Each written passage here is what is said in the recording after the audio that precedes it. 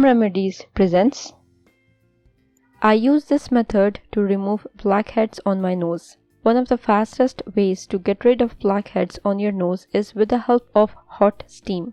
This method helps in promoting blood flow and removing excess oil and dirt from your pores.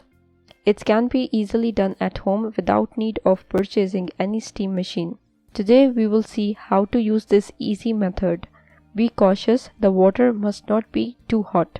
Directions: grab a clean face towel and soak it in a bowl of hot water. Squeeze out the water and massage your face in a circular motion. Next, soak the towel once more. Squeeze out the water and lay it over your face for 5 minutes. This will open your pores.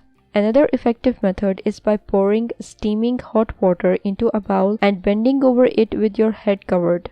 This will open your pores.